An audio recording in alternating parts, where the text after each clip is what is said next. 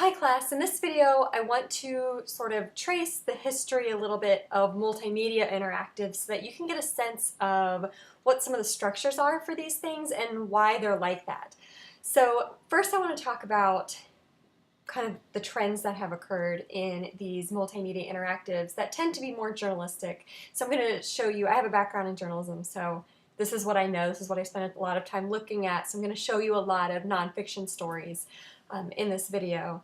But I want to sort of talk about what's going on here. When journalism first hit the internet was still not as advanced as it is now, and it was still growing. We had slow connections, not a lot of great internet service providers, and so when we're talking about journalism going online, we're really talking about text. And over time, multimedia has been added to that. So to understand sort of how we got where we are with multimedia interactives, I think it's important to look back at where things started, because we started with text. And it wasn't easy to make things interactive like it is now. So you would see things like what we're looking at here, Uprooted. This is it was considered in its time a multimedia interactive. It's based on this print story from the Mercury News. And you can see that they've embedded the print story in here in text. And then for the sort of multimedia interactive element, they have a videos section. And really, the structure here is interesting to me because it's really, it's not really any different than a YouTube playlist. It's meant to be a pretty linear structure. Watch this video, then this video, then this video. It's just presented in sort of a differently designed way. So chapter 1 is going to play us the first video.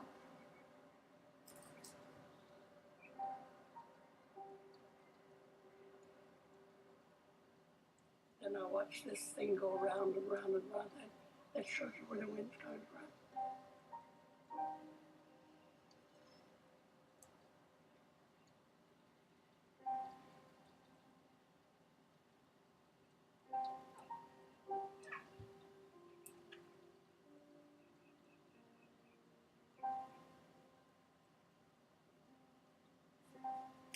And so there's not a lot of interactivity here, really. The interactivity is almost entirely in the structure, presenting the story as chapters that I can select. There's really nothing within this media that's interactive other than changing the volume and stopping or starting the videos. So chapter 2 is just going to be a video also.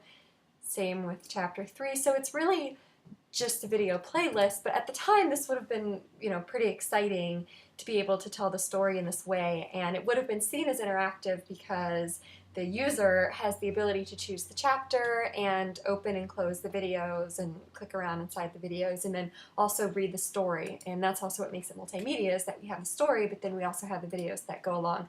So you can see that there's actually separation in the structure. The multimedia is one thing, and then the story is another thing. So you can read the story and that's just type, or you can do the multimedia, which is where more of the interactivity comes in, and then of course credits.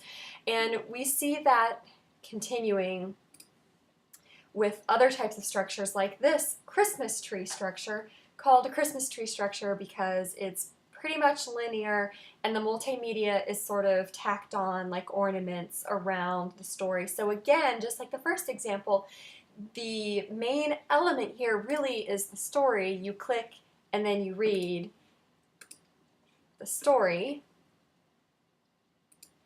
but there's some multimedia kind of scattered throughout and organized on the side. So again, the focus is on the linear text story, but I also can sort of explore some multimedia outside of it, and then the interactivity comes in with being able to select the pictures and select the different sections. Now, for those of us looking at this kind of from today, I think it becomes pretty clear that this structure is a little bit of a mess, right? Problem with these Christmas tree structures is you have a linear narrative and then you have all of this interactive stuff kind of stuck on top of it. It's hard to gather meaning from all of it. It's hard to understand what elements of the text story go with what elements of the multimedia, and there's just a lot of clicking to do. It's easy to get lost, which further complicates that.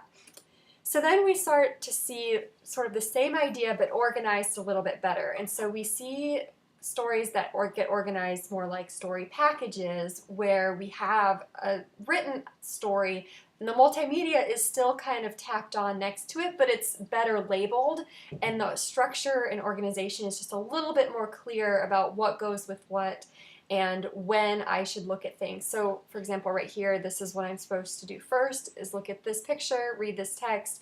I can flip through the multimedia. The multimedia is now pretty well labeled in terms of what it's going to happen when I click on it, and then I can see articles in the series listed underneath. So it's the same idea, the organization, just a little bit better.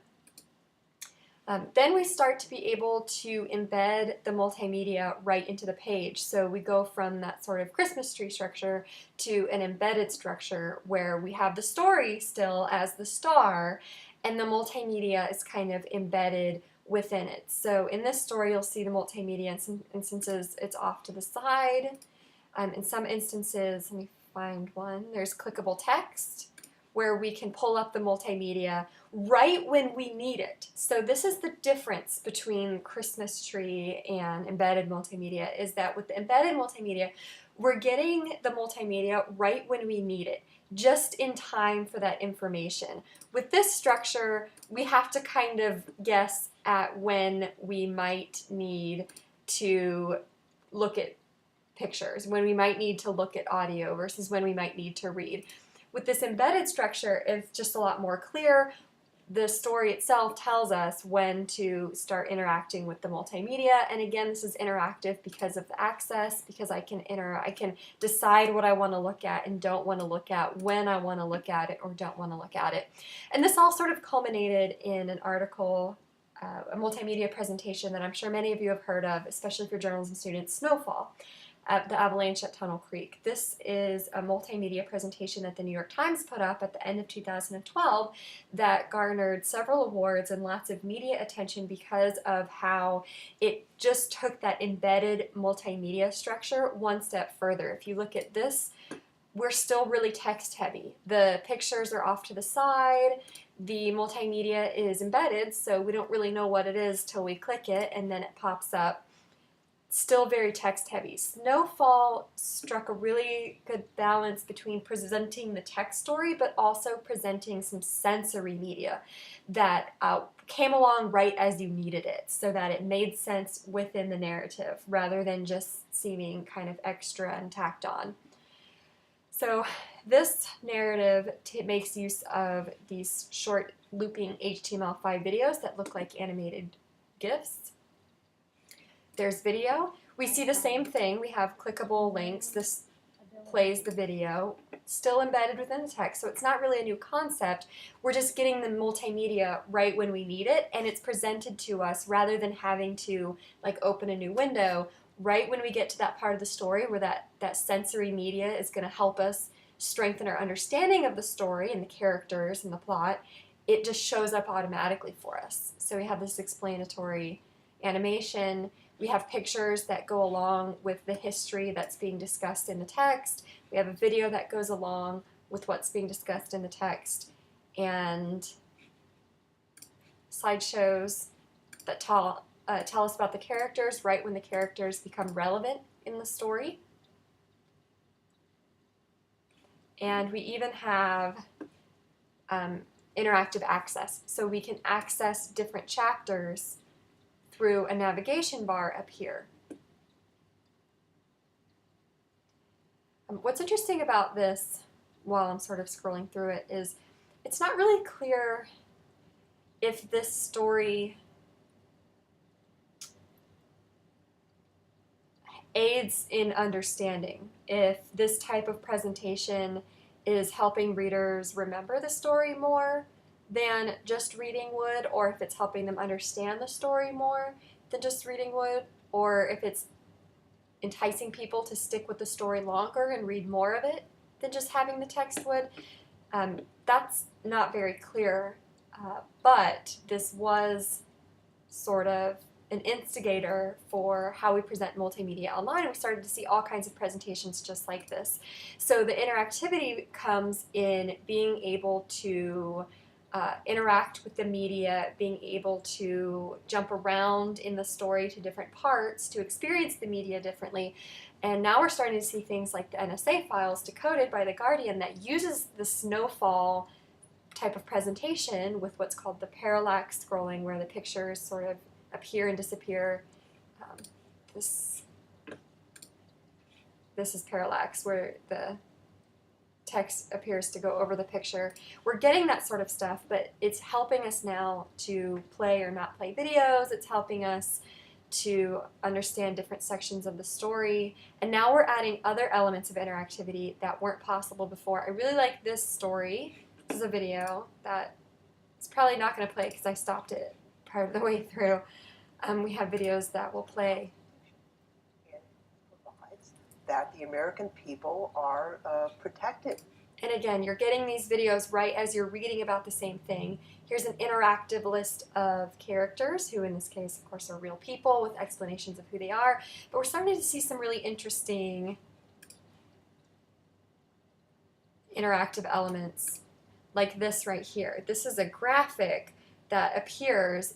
The story has gotten to the point where it's discussing the reach of the NSA, and the story explains that the agency is allowed to travel 3 hops from its targets. So if I'm on a list the NSA is allowed to spy on, then they're allowed to spy on 3 hops away from me on my social media. So what's really clever here in terms of interactivity is the graph changes if I log into Facebook. So I can log into Facebook, and this multimedia presentation will pull my number of friends.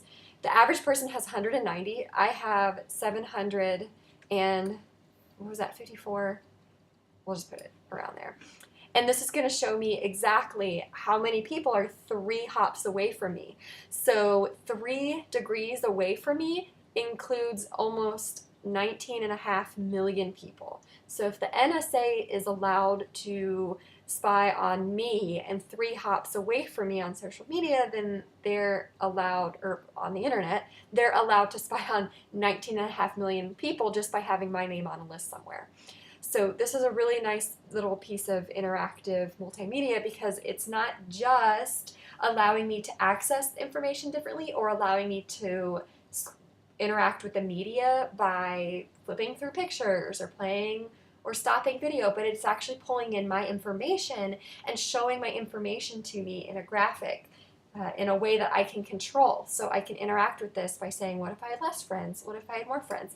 So we're starting to see a lot more interaction like this, where the multimedia structure is to show the media along with the text right when you need it, in a way that's still interactive, where I can still interact with the media, stop it, start it, but the media takes up a much larger space, and the media can be customized to reflect me as a user in a way that's going to be different from someone else who's viewing the same story. So this is a really nice piece. This was named, I think, one of the world's best designed multimedia presentations last year in 2014. Now, what made this structure so interesting? The personalization, and also we have this high reliance on sensory media. The videos look like they're placed right on the page. The videos are really bright. People in the videos are facing right at me. There's lots of color in the interactive and media elements.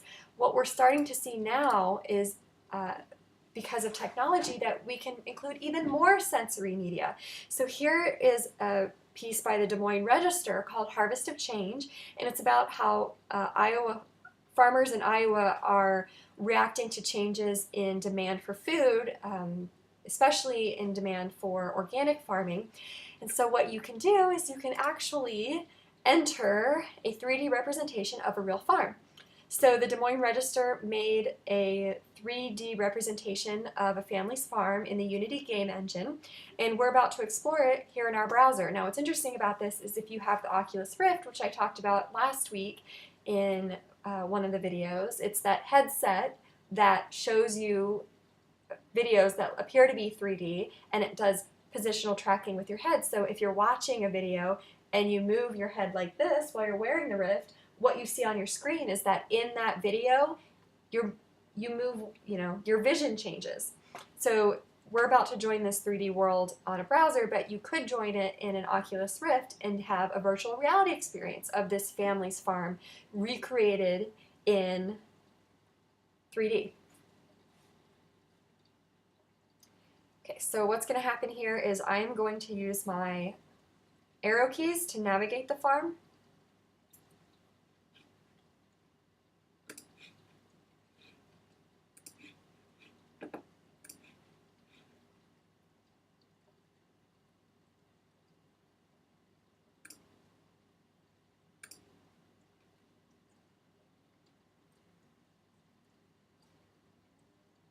Ooh, the mouse is really sensitive.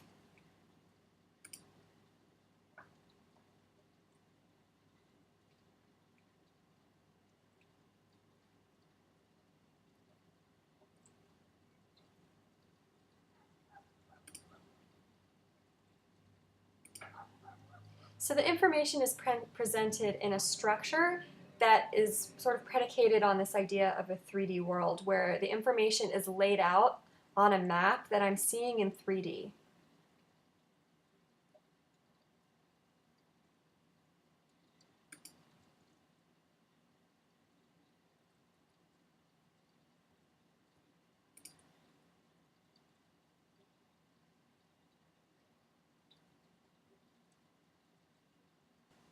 Ooh.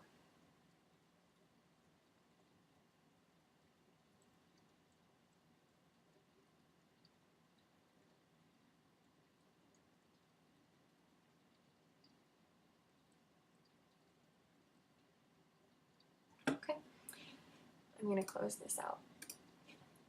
So what we're seeing is really the same thing we were seeing back when multimedia first became a possibility for the web. We have structures where people can explore the story by looking at different types of media, by interacting with the media, by flipping through photo galleries, video galleries, that sort of thing. But now the trend is toward making all of that immersive. So instead of a photo gallery, a 3D world that you can explore. Instead of a bunch of text, hearing someone talking in a video that is placed on the page very large so that it's engaging. We're also starting to see things like this app from the University of Notre Dame. Now, this is interesting because I wouldn't really say that this app is a multimedia story. I would say that it's meant to be sort of a branding piece, and it presents a story, but it doesn't present a story from start to finish, like beginning, middle, end. It presents a story that sort of emerges from all of the content that you see. So with these journalistic stories that I've shown you, up until the farm one, there's pretty much beginning, middle, and end, and you can read the story and get that sense. With the farm story, it's more exploratory, and the story emerges from the interactions you have with the world that has been built, and that's kind of what we're going to see with this Notre Dame football app, is that there's not necessarily a story beginning, middle, end that we're going to read through with characters, but we're going to meet people. We're going to see settings. We're going to get a sense of Notre Dame football that feels like a story in a non-traditional sense.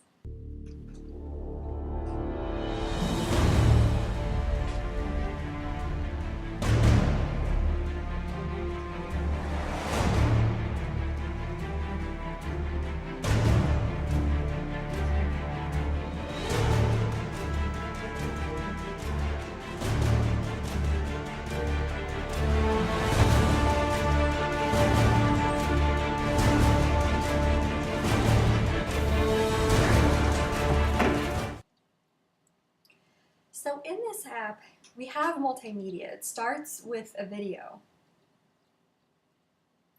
And then we have text, links to social media. We have little bios of the coaches, pictures. One piece of sensorial media that's pretty cool is this 360-degree photograph of the locker room, you can see that I actually control it by moving my iPad. So if I look down with my iPad, I see the floor. If I look up with my iPad, I see the ceiling, and I control what I see with the iPad. It's kind of gimmicky, but a really interesting way of controlling and giving me more of a sensory experience because my body's moving the same way it would if I were standing in the locker room looking around. I can zoom in if I pinch and zoom. Oops, can't seem to zoom out. There we go.